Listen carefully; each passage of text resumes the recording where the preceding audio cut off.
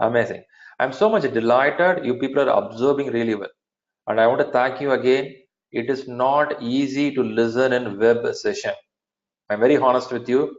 Sitting with the camera, sitting with the headphones, listening is so hard. I agree with you. And I really appreciate your time sitting and listening to us. But this is going to really pay you a lot in return. So thanks for being here. Let's move forward. Great. Thanks all for confirming. I'm moving forward.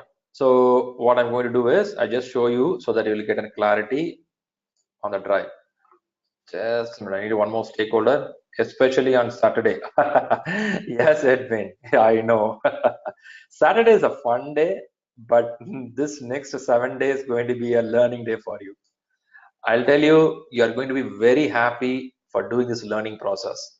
When you get a good amount of dollar, when you get a good amount of reputation in the company, everybody look back at you, telling you, man, what you did. It's going to be good for you. Anyway, let's move on. So this is a process sheet I shared with a bunch of people in WhatsApp. If not, I'll share it again tonight. And this sheet is a very beautiful sheet. It's a total, this is a PMP sheet. Just follow this, you will clear the exam. If you see here, where is it? Sorry. What I do here, I want to show you something. Did I click something?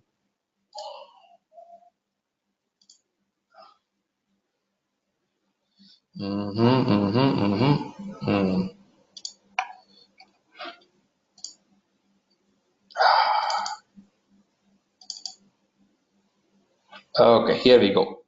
So what is here is this is the primary part of getting into PMP. In PMP, we have some process, some knowledge areas. I'll show that here. If you see here, you have initiation as the first one. Then we have the planning, execution, monitoring control, and closing.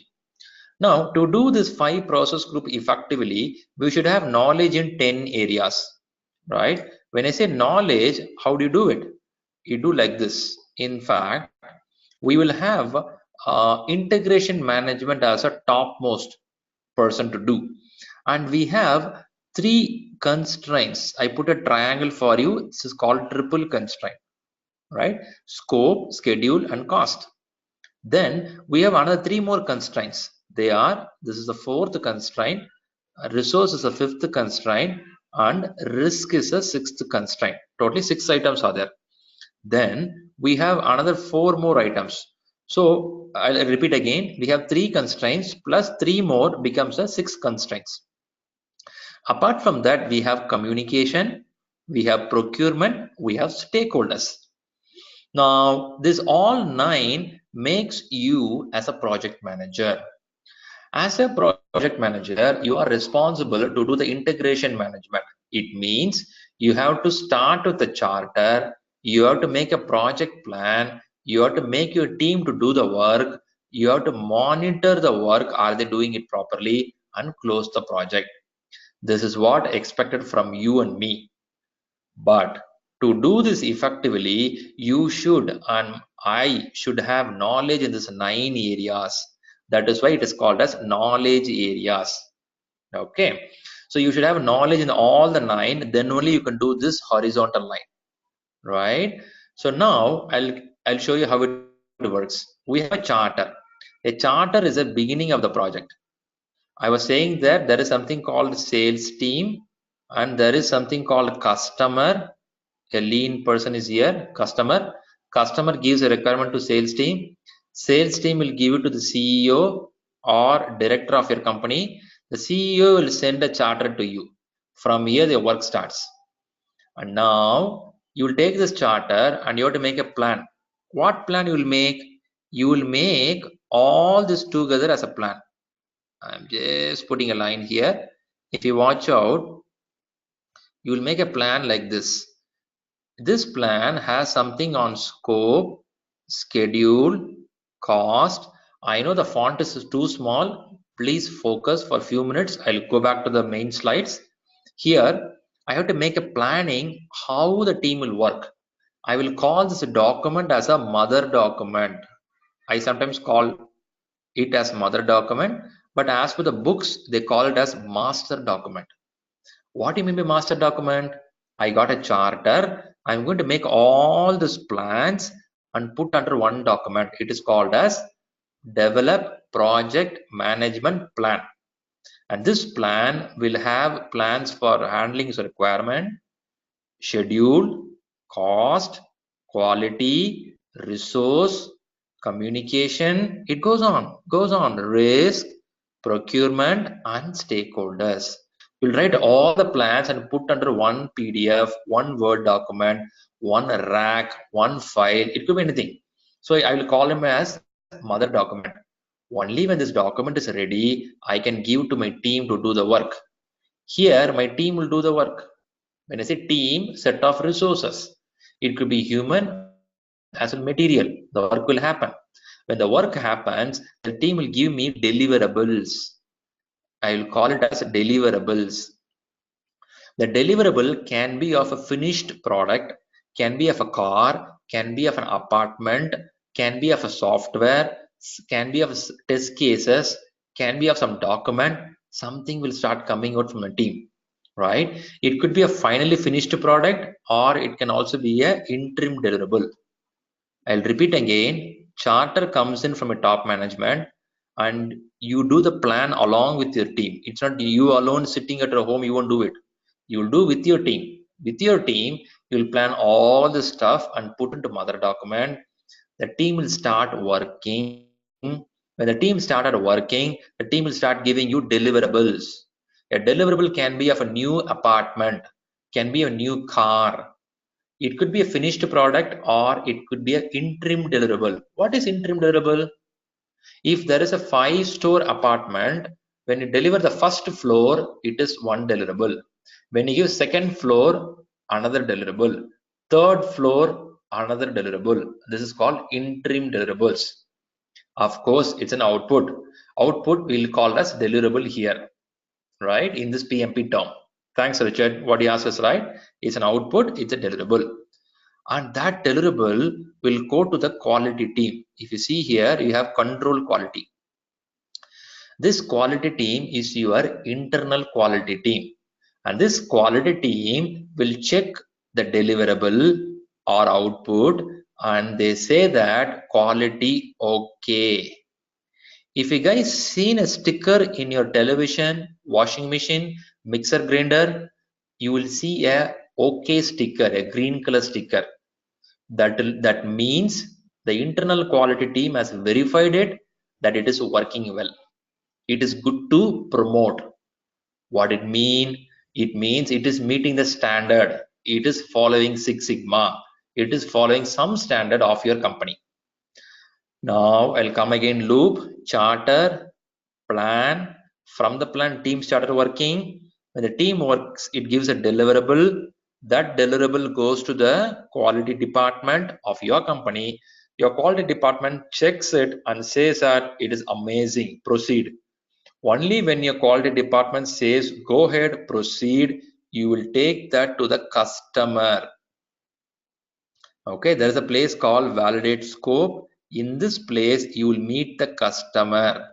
The customer will now check the car, apartment, software. It could be any deliverable. And now the customer says that this is amazing. I'm happy with what you're delivering. The moment the customer says that, it will go to close of the project. I am giving this view from 30,000 feet high. I'm going to explain you step by step as we get closer. But now just understand the big picture. I'm giving a big picture for you. I'm seeing one query here from Richard. Okay, the PMO is supposed to control the quality too. I'm little surprised if the organization is doing that way. Yes, can be done, but generally PMO will not come to quality control, because they'll have something called QA, quality assurance manager. QA manager will be there, and quality control manager will be there. He or she will take the responsibility for only this project to make sure the quality is good. A PMO will sit at top of this and control more than one project. to see are they following the terms and conditions. Let me see again. Within the team, yeah, not within the team. Okay, Richard is asking, the PMO is supposed to control the quality too within the team. I'll take the question like this. You are asking whether the PMO will be within the team. Can you clarify the question, Richard, once more? Okay.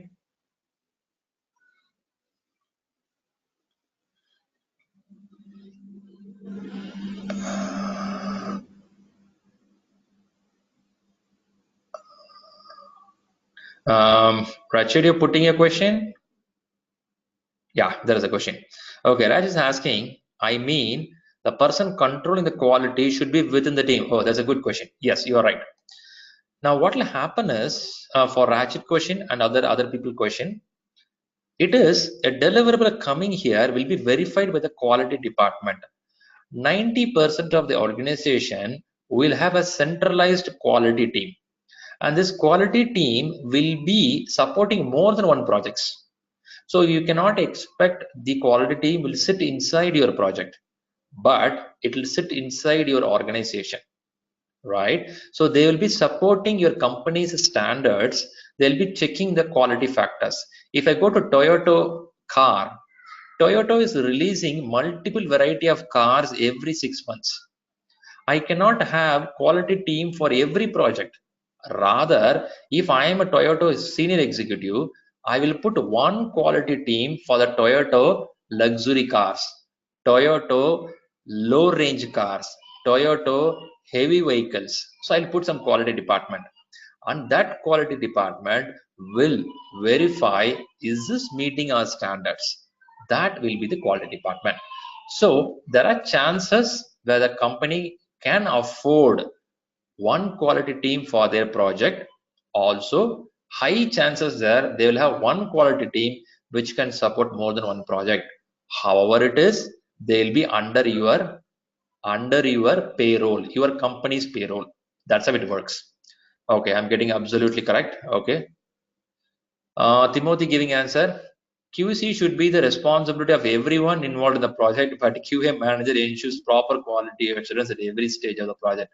Amazing, Timothy. That's right. That's right. You're right. Timothy, I can see is so emotionally attached, saying that quality is the responsibility of everyone. He is absolutely right. Yes, quality is the breathing factor for anyone in the project. However, quality team takes the responsibilities. Absolutely right. And for everyone's question, yes, we can have a team also, but generally we'll have one team to take care of all the factors. Now I'll go back quickly what I'm discussing here. Okay, charter, plan, team doing the work comes here and it gives OK sticker. Next time when you see a car, next time you see a washing machine, check for the OK sticker, it will be there. It is nothing but the team has given saying that it is following the standards. After this, we will take to the customer. And this is a very sensitive area because it is a real customer. Now, customer will have their own quality department. Customer will bring a quality department with him, or it will be the individual person who will check part by part. What it mean? It means customer validation. It is also called as, if you heard about it, UAT. That is user acceptance testing. I'm sure you all would have heard it. If not, it is a term used to say that now user is going to check it. It is called as user acceptance testing. Only when the UAT gets green signal, it means your project is in good condition. Yes, absolutely, absolutely. What's the answer is said? Konami, you said that customer validation is like a product test. Absolutely. It happened, testing will happen there. And this is a very crucial point for any project. But one thing you have to keep in mind, it could be of interim deliverables. If it's an apartment of 5 floors, the first floor the customer will check and say good. Again, you will start for the second floor. Again, third floor. Again, fourth floor. It can happen. If it is a mobile application software, it could be go on just one release. We'll start, test it, give to the customer. Customer says, thanks, Thank you, bye-bye. Here is your money. Can happen. It depends on the size of the project, need of the project. The need of the project says that I don't expect everything at one shot. Give me piece by piece. That also can happen. Anyway, we'll learn step by step as we go inside. Is pilot testing part of UAT? Pilot testing will not fall here because pilot testing would have happened somewhere here. What will happen is, when you say pilot testing, you're talking about prototyping. Michael, am I right on that? You're talking about prototyping, or you're talking about beta testing?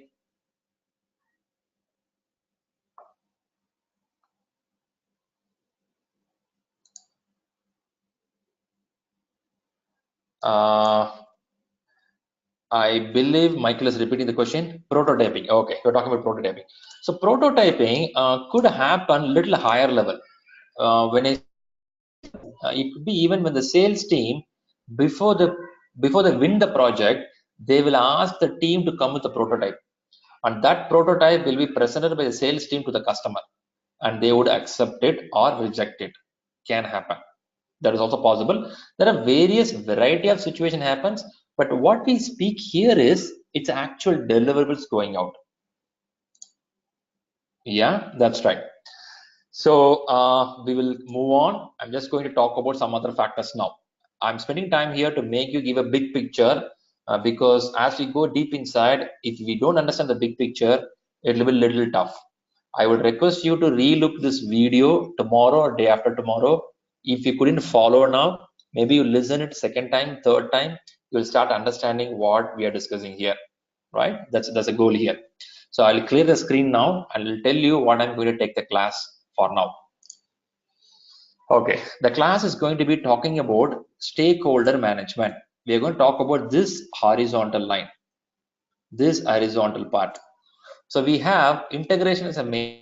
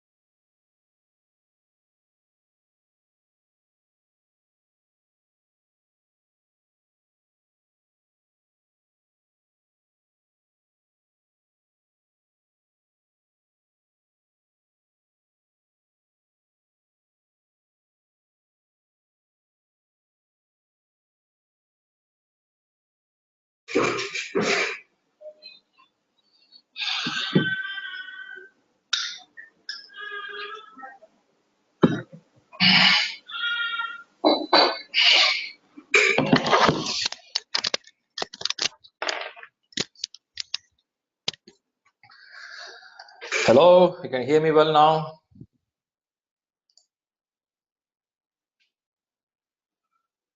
Yes, thanks, Pinto. Hey, sorry for the break. There was a connection failure here. I believe the first day I was saying that, right? We have project constraints around us. So these are the risk factors we face. You saw me drinking water. Good, Anami, you observe well. I need water to speak well. Thanks for observing well. Thanks for staying around. Okay, I'll repeat the task what we were talking about.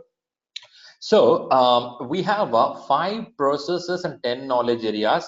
Now we are going to work out on the stakeholder management. So how it will work is we are going to see 49 processes here. You have 49 processes inside this block, and this is a sheet which I request as a team to write every day morning. Let me make it as a process for the next few weeks so that you will memorize it subconsciously. What do you mean by subconscious is we know how to drive cycle, we know how to drive car, we don't know how to swim. This is all coming in subconscious mind. You don't need to do anything. Just jump inside the water. If you know the swimming, automatically happens. Right? The same way, I would expect every candidate here in the classroom to write it every day so this sticks to your mind. There is 5 process, 10 knowledge areas and 49 processes. If you are good in this, I'll tell you within 3 weeks you'll clear the exam. I have seen this with lots and lots of my candidates who follow it very seriously, clearing the exam within faster time. Now coming back, what is this process all about? This is one of the process called as identify stakeholders. We will see how this works. Then we will see engagement. Then we'll see manage. Then we'll see monitor stakeholders. So as and when, what I'm going to do is I'm going to help you to understand one horizontal. After this is understood, I will take to next one called as communication. After this, next week, I will take you to scope management. This is how I'm going to help you, right? This is how the game is going to happen.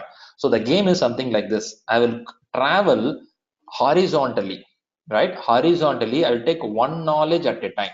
When I say one knowledge, I will take sometimes I will take schedule alone. I will explain all the schedule factors. Then I'll take scope alone. I'll explain all the scope factors. This is how I'm going to guide you. This is how you will also read for the examination. So that will going to help you to clear the examination faster, right? Now, saying that, let's get into stakeholders. How the stakeholders are important. I was telling on the first day, stakeholder is a very key factor for the project. Let us take this 8 days of project management session as a project. If you take that, I am a stakeholder, you are a stakeholder, preparation info is a stakeholder, the power supplier is a stakeholder, internet provider is a stakeholder. There are a lot more stakeholders behind this, which is implicit, which is not visible directly. But these all stakeholders make you to move the project forward. If any one of them have a trouble, we cannot move forward. Like what happened now. I had an internet failure for say 30 seconds. That interrupted our project. We were able to halt it and come back because you all are so sweet and good stakeholders who are able to wait. Not every stakeholder will be so good like you. They will come back and fight with you. How can you make me to wait 10 seconds? I lost my 10 seconds in my life. Or they'll come back and tell you I lost a huge money on this project because of this particular constraint. So we have to understand each stakeholder's wavelength, each stakeholder's importance, their capacity and their influential level in the project. If we understand really well, we will know whom to talk, how to convince, how to influence, how to solve conflict. That will make us to move forward. A stakeholder is a person, can be a customer, can be an end user, can be your team member, can be your program manager, can be your portfolio manager, anybody who has an impact on the project. Anybody is going to impact the project, who can be positive or negative, right? This is how stakeholder goes. Now someone there could be confused. What do you say? Did you say the negative stakeholders? I'll say yes. There is a chance you can have negative stakeholders in the project. I'll tell an example. There is a dam construction plan, and you are the one of the project manager. Let's say there are 10 project managers, and you are the one of the manager. And in a dam construction, there can be positive as well negative stakeholders. Positive stakeholders are who are going to get benefit out of the dam, where you're going to have a good power supply going to come, proper water channeling going to happen. These are some positive stakeholders.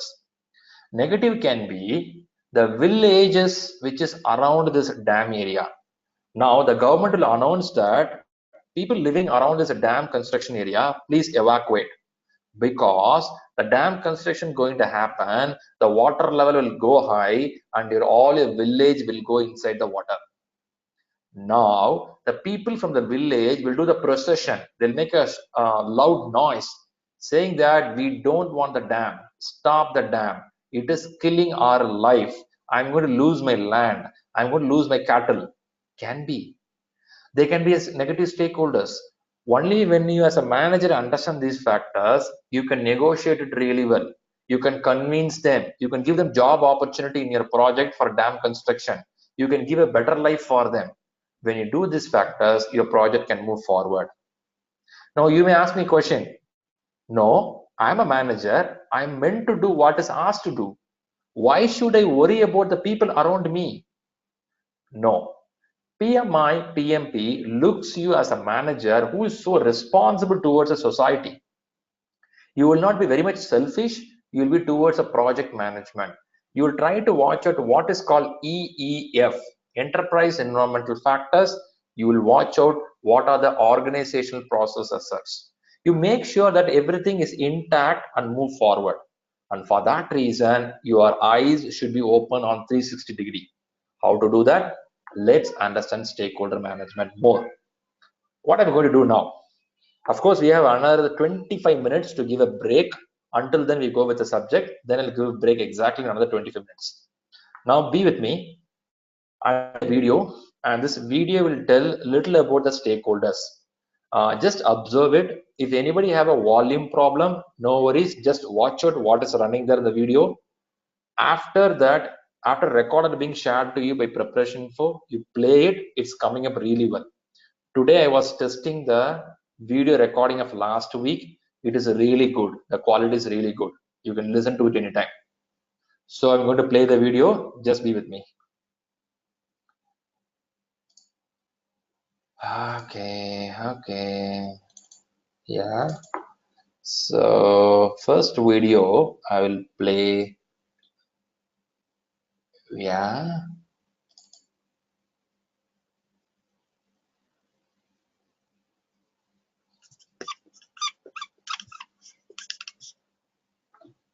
Stakeholder engagement. It's one of the business world's most popular buzzwords. But what does it really mean? No, it's not that. Huh? It's not that either. Clever, but no. Huh? Let's back up a bit. Say your company makes widgets, and business is booming. Naturally, people start to notice you. One day, you drive to work to find protesters at the company gates, claiming your widgets use a toxin that is bad for the planet. Soon, more protests and decide to join the campaign. Suddenly, you're in the news for all the wrong reasons. So what do? You're the bad guy, so maybe you call the authorities, arrest the activists, and tell your story, explaining the many great things your company does and how ridiculous those crazy hippies are. Problem solved, right? Not so fast. In the end, it doesn't matter who's right and who's wrong. The cycle of demonization and finger-pointing rarely leads to solutions, and almost always to gridlock and a tarnished brand. To overcome this cycle, we at Future 500 advocate for stakeholder engagement. Technically, it's the systematic and proactive integration of feedback from those impacted by your organization's operations. In practice, it's all about humanization. When we acknowledge our shared humanity and admit that none of us is perfect, we can begin removing our masks and working together to find common ground. Stakeholder engagement means building trust, even between those with very different views, from right to left, corporate to NGO. It means knocking on doors before problems arise rather than after. It means listening more than talking. It means communicating with humility rather than boasting. And it means engaging over and over again to continue raising the bar in a way that's better for your stakeholders, your planet, and your bottom line. Now, it doesn't always have to be formal. After all, most friendships aren't built in the boardroom. And having a little fun never hurt either. When we stop building walls and start building bridges, we create a space for solutions that are systemic, innovative, and lasting. So the next time you find protesters at your gate, consider this. Maybe you shouldn't have a gate in the first place. Future 500 is a San Francisco... Okay, I believe it was audible and able to follow little points on that. Okay, did we got some insight into it? Yeah, good. Thanks for the confirmation. Now, following with that, yes, thanks for everyone. Thanks, Mohammed. Thanks for confirming. I'm going to play one more video which will talk about how the stakeholder analysis will happen. Just observe as a manager, observe as a leader of the company. How do you look at the people around you? Just observe this video.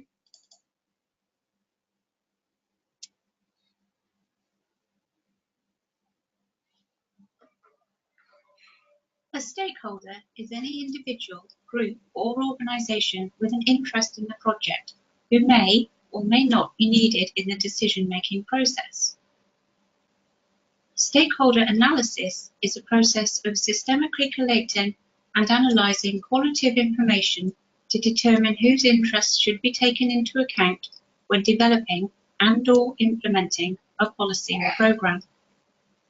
It is used to identify the key stakeholders based on their attributes, interrelationships, and interests related to a given issue, organization, or resource. It should be one of the first steps you take in any project. It aims to identify everyone with a concern or interest who needs to be involved. The process is a four-step process. Firstly, you need to identify your stakeholders. In this stage, you should think about all the people who are affected by your project, who will be influenced or have an interest in its successful or unsuccessful conclusion. Stakeholders can be internal, such as managers, employees, trade union members, or external, like customers or suppliers. Stakeholders can also be primary and secondary. Primary stakeholders define the business and are key to its continuous process, such as customers, suppliers, and employees, while secondary stakeholders are those who could ruin the relationship with the primary stakeholders, such as business partners, competitors, and regulators. The second step is to prioritize your stakeholders. In this stage, we use a power interest grid to classify the level of interest your different stakeholders have in the process or the organization, and their power to affect or be affected by it. For example, your boss is likely to have high power and influence over your projects and high interest, whereas your family may have high interest but are unlikely to have power over it. Someone's position on the grid shows you the actions you have to take with them. High power, high interest stakeholders are your key players who should be fully engaged through full communication and consultation. They could be recruited to the project team. Those with high power, less interest, are the people you need to keep informed and satisfy, as they are powerful enough to cause problems. Stakeholders with low power and high interest can be useful supporters, so involve them in low-risk areas and consult them on their interest area. Low power, less interest stakeholders are probably the least important. They're not very powerful and they are not as interested in the organisation or project. The third stage is to understand your stakeholders. This stage is knowing more about your stakeholders, and the best way to find this information is to talk to your stakeholders directly.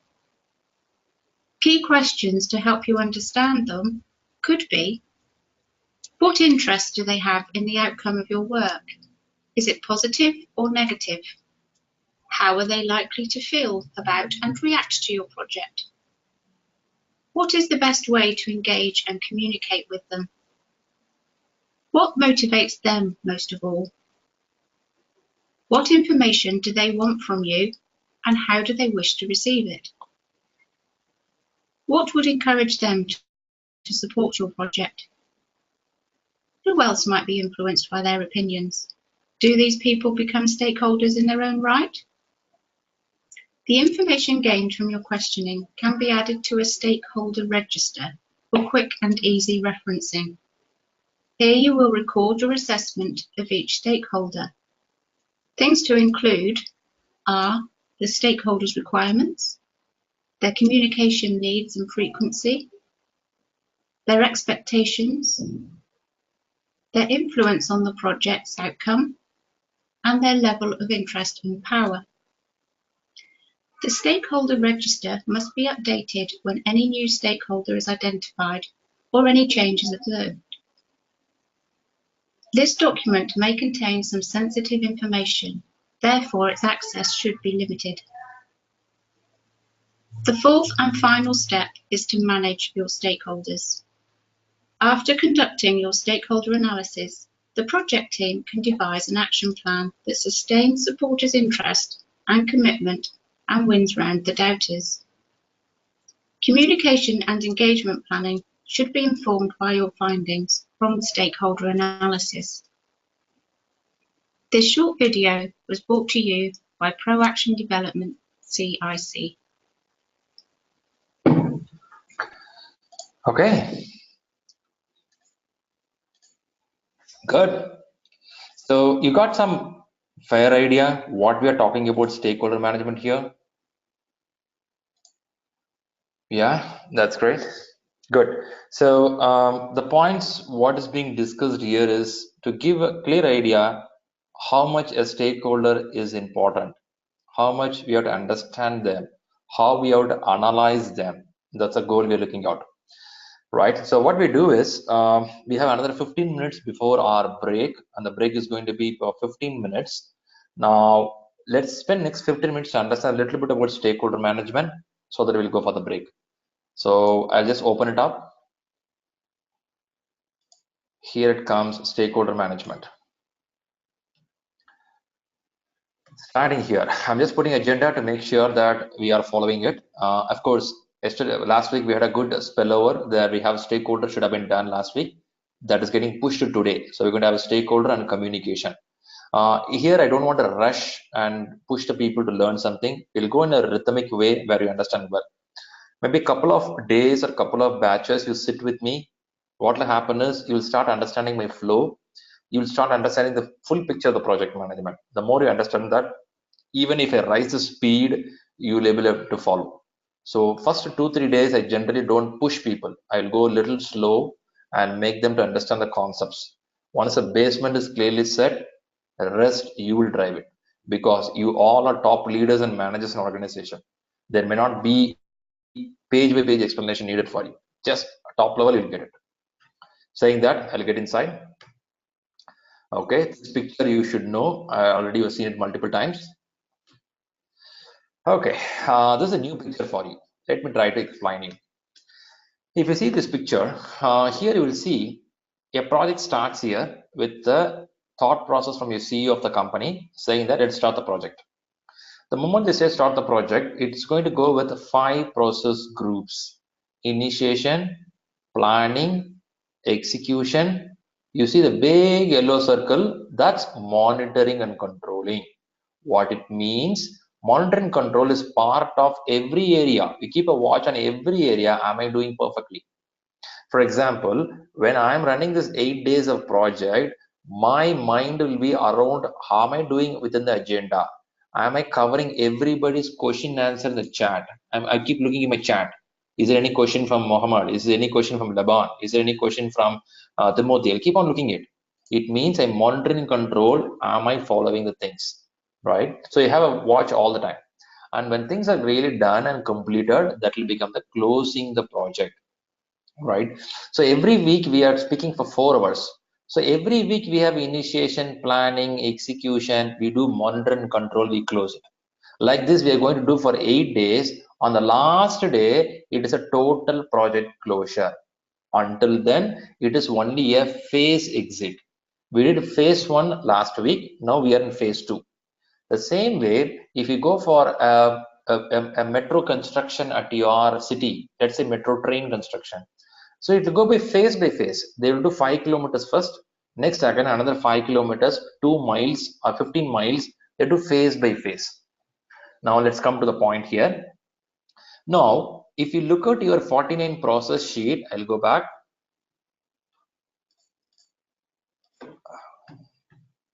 Okay, if you look at the 49 process sheet, you have 5 process groups here, and you have the knowledge area, stakeholder management. You have identify stakeholders, which is directly mapped with initiation. If you take plan stakeholder engagement, it is mapped directly to, it goes from here, right? So if you see here, it falls under, and this falls under initiation, that is at this level. That's how it is. In the planning, that falls under here, right? And in execution, it falls under here. So you do certain activities in this area. That's why we're mentioning here. So if I want to show you again in this diagram, I'm trying to make you to understand this diagram, that we have 5 process groups. Each process group will have one process. We are totally 49 process. Today we're going to see 4 process here. If you see here, initiation, we have stakeholders, identification, plan, manage, monitor. Let's see one by one how it works. How it works, I'll take you to first identify the stakeholders. The wording here is very simple. Identify stakeholders. Find who all important in your project. For this, I'll show you a screen again here. This is taken from a PMBOK 6th edition book. I think the book you should have got it. When you open it, you will see some pages like this. When you see a stakeholder management, you have identify stakeholders, plan, manage, monitor. Let me go a little more. When you talk about stakeholders, there are a lot of stakeholders. You as a stakeholder, your team member can be a stakeholder, customers are stakeholders, social groups are stakeholders, competitors are stakeholders, people affected by project can be stakeholders. Here only few names are given here. It can be beyond this. So stakeholders can be of a huge section of set of people. Now the problem here is, when you know that the huge set of people going to be a stakeholder in your project, it also gets complicated to handle them, because the more the number of people, the more the complication starts. But as a manager, as a leader, we should know how to devise it so that you communicate to the right people at the right time. How you do that? That's all we're going to see. Okay, here there is some explanation given to you. When you come through the slides, we'll read through that. A stakeholder management includes a process required to identify the stakeholder related to the project, to analyze the stakeholder expectations. This is a very key point here. You're going to analyze what is the expectation of the stakeholder, what kind of communication is expected, what kind of deliverable is expected. When the person want to meet you, you're understanding all the needs. To be precise, I will talk to PreparationInfo to understand every one of your profile, because you all are key stakeholders to me. I will understand from which industry Tamoti is coming. I'll understand from which industry Pinto is coming, because I'll read your LinkedIn profiles. I see your other factors. I'll see what is your background, what will be your expectations. I also see some chat questions here coming up. What you're expecting out of me, and that is what analysis is all about. That doesn't mean that you'll be an expert on it. Maybe some questions you can clarify, maybe some points very clear. Still, you have to keep on working with the stakeholders. That is very important, and this is a very primary role of a manager, a leader, to understand the stakeholders. Now the question comes, how do I know all stakeholders? I'll show you that. Okay, from here on, I'll be showing some screen like this. This is one of the screen for one of the process called as identify stakeholders. Like this, I'm going to show you 49 screens in the next 8 days. Each screen will have something called as inputs, tools and techniques, outputs. It is also in a short form called as, if you heard about it, there is something called as ITOs. They called as ITTOS, ITOs. What is ITOs? ITOs means I stands for input, T and T stands for tools and techniques, O stands for output. Amazing. Mintu rocks. Thanks, Mintu. Thanks for confirming. So now what's happening here is every process will have set of inputs flowing in. What do you mean by inputs? It could be set of documents. It could be set of information that will make you to get some output here. In this case, output is stakeholder register. It could be an Excel sheet, it could be a Word document, it could be any form. End of day, it is a sheet, list of information. For me, the names, whatever yours, will be in a registry. It will tell that these many participants coming for the class. This is the years of experience. This is their level of knowledge. This is the domain they play with. That is a stakeholder register. The same way in your project, you will understand individual people as well organization who is going to play a role in the project. Now the question comes from you. Will I able to capture all the stakeholders on the first day? No, highly impossible. You can capture only 5 or 10 people or 5% of the stakeholders. As you start moving deep inside the project, the stakeholder names will keep changing, fluctuating. Their level of interest will go high, come down. We keep a watch of it. So that's a role of us. So what we do for that? We'll take this charter with us. Charter is a high level definition of the project. In the charter, we will have the key names. Who is going to play with this project? That will be there. And we take agreements also. Agreements can be of SOW, statement of work. In that also some information will be there. We'll pick it up. By the way, I am putting some boxes here. It is to show you that these are the names which is a little important when you read the books. Right? This is not saying that others are unimportant. Others also important. And these are the key things which I can explain you in the class. Because if you see, you'll see a lot of names here. If I'm going to explain everything one by one session is not enough. You have to sit with me for next 6 months. That much of information is there. So what I do is I'll take the key stuff and explain to you. And as you proceed with me continuously for days, you'll start understanding which is important, which can be lesser important, right? That's how it goes. Now, I will explain only this part and I'll break for next 15 to 20 minutes. Okay. Now, identify stakeholders. We'll have a charter. We have an agreement. We have 2 factors here. You remember this, guys? It is called as EEF OPA. Somewhere we saw this, guys, 1 hour back. Enterprise environmental factors, which is the external factors of the project, which can influence your project. Say CEO resigning can be EEF. Your government policy can be EEF. Heavy rain, you can't do the construction work. That is also EEF. So EEF is the external factors which can impact your project. Some internal factors also. OPA, if you remember it, your policy procedure of a company. That also there. Now we take some of the inputs here and we process it. The processing called as a stakeholder analysis, stakeholder mapping. I'll show you what it is later point. For now, understand that we take these inputs, we do the processing with the tools. If you see, you'll be surprised. Meeting is a tool. Don't think that tool means something physical like a screwdriver. No, a tool, meeting can be a tool which can convert some information. If you see here, interestingly, expert judgment is a tool. If I want to collect the list of stakeholders, maybe I'm not having enough knowledge about the project. For example, take the same bullet train project.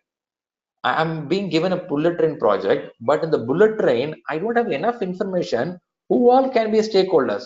What I do, I call as expert from Japan. Japan guys are so expert in bullet train for more than 20 years. I'll ask them, guys, can you tell me who all can be stakeholders? They will tell you. They will tell you the common people, agriculture land, government, EB department, lot more. You can record all the names. So this is how they collect the stakeholders details. Either we know it or we go to the experts in the market, we get the information. If you see something here, they do brainstorming, questionnaires. End of day, we would expect you to come with a document which is called a stakeholder register. It will look like an Excel sheet. In the Excel sheet, you will have the numbers, you will have the names, you will have their position, they will have the influential level. That's it. I will explain more about the analysis part and mapping part after the break. For now, understand that this is called as a process, and every process will have an input, tools and techniques, outputs, and I'll be explaining some of the key factors here to get a grip of the subject. But when you read for the exam, you will read it everything carefully. That you are going to do individually. For now, understand the concept. And I'm also believing that you are having a white paper, you are having a pencil with you, and you are writing down some of the key points. You can't write every point, but note down some of the key points. That will help you to clear the exam faster. Saying this, we will break here. Before the break, I'll wrap what we discussed. We are talking for 2 hours. In this 2 hours, we started with some of the basics of project management. We spoke about talent triangle. We spoke about what is a project. We spoke about what is portfolio management, program management, project management, operation management. We understood that. We understood the cycle of project, right? We understood those factors. And also we started understanding a little deep inside the processes. After which you slowly move to showing you the full picture of the structure. I show the full picture, how a project comes inside, how the sales team take the project to CEO, how the CEO gives you as a project charter. From project charter, you'll make a plan. From the plan, how the work moves. I was giving a flow to you. If you relook at the video again, you'll get more idea. After that, we get to this stakeholder management.